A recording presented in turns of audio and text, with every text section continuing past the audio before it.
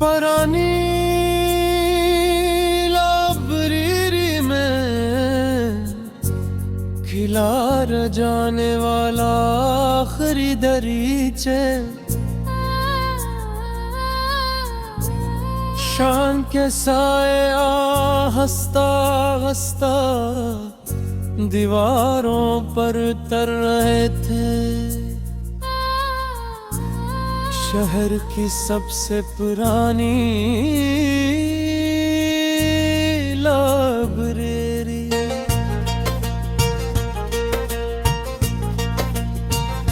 आज भी अपनी खामोशी में सदियों की सांसें लिए खड़ी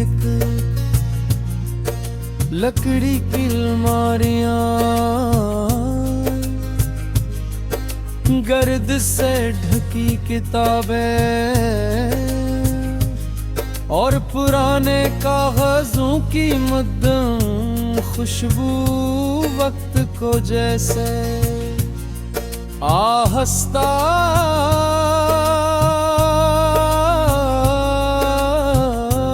जलूं सिखा रही था। मैं एक कदम रखता हुआ इन लंबी राहदारियों से गुजरा, हर शिल्फ पर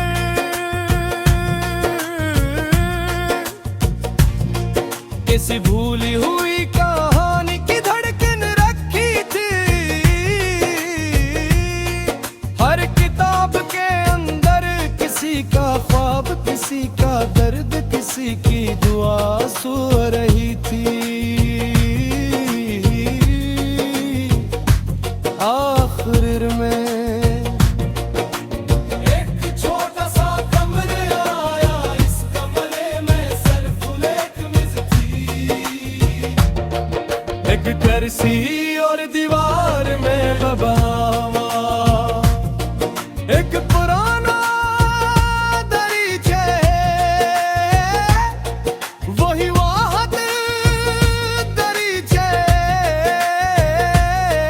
जो बंद गई कांच से शाम की आखिरी रोशनी खामोशी से अंदर आ रही थी। और गर्द के जरे सुनहरी सितारों की तरह हवा में तैर रहे थे।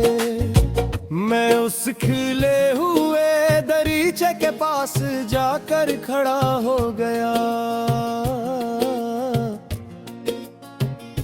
बाहर ना कोई शोर था, ना कोई हुजूम।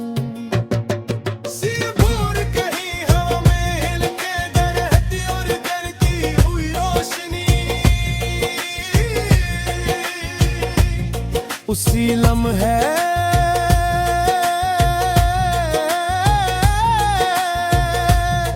मुझे तुम याद आई,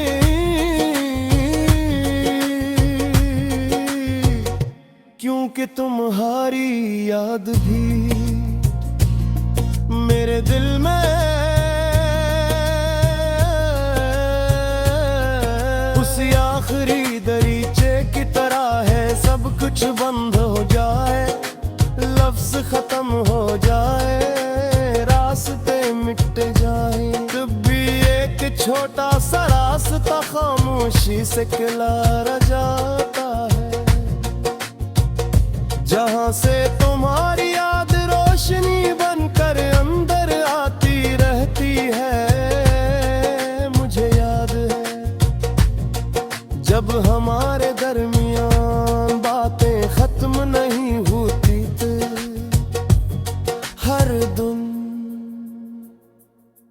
एक नई किताब का पहला सफ़हा लगता था और अर्म लगा।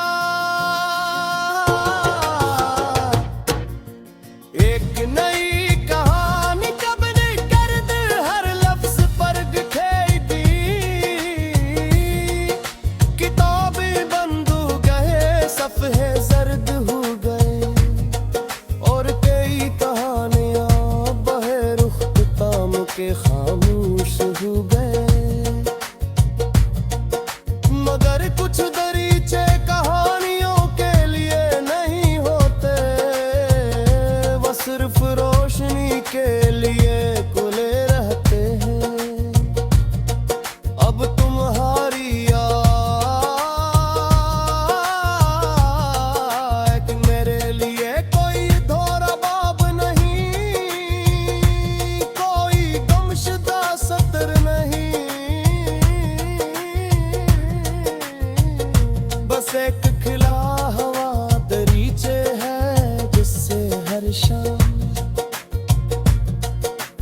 हल्की सी रोशनी मेरे अंदर इतरती रहती है। रात करीब आ रही है, लो बरीरी खामोश है,